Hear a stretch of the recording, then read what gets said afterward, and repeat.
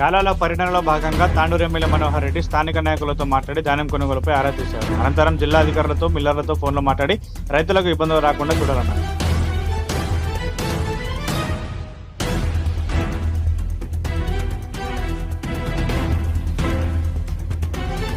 తాండూరు మండలం సంగీంకలాన్ గ్రామంలో కొండ చిలువ కలకలం. పొలాల్లో మేత మేస్తున్న మేకల మందపై భారీ కొండ చిలువ ఒకసారిగా దాడి చేసింది. ఒక మేకను గట్టిగా చుట్టేసి చంపేయడంతో స్థానికులు భయాందోళనకు గురయ్యారు.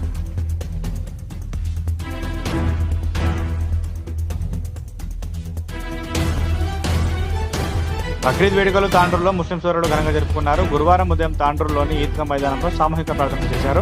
బక్రీద్ వేడుకలకు తెలంగాణ రాష్ట్ర చీఫ్ మహేందర్ రెడ్డి తాండూరు ఎమ్మెల్యే మనోహర్ రెడ్డి పాల్గొని శుభాకాంక్షలు తెలిపారు.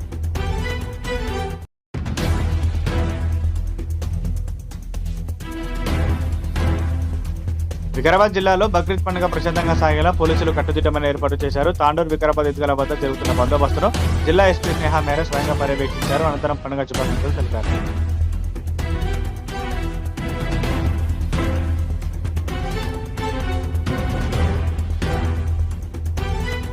పెద్దమూరు మండలం ఖానాపూర్లో అక్రమ ఇసుక రవాణా కలకలం రేపుతోంది. ఇసుక ట్రాక్టర్ రాకపోకలతో రైతుల దారులు ధ్వంసమవుతున్నాయి.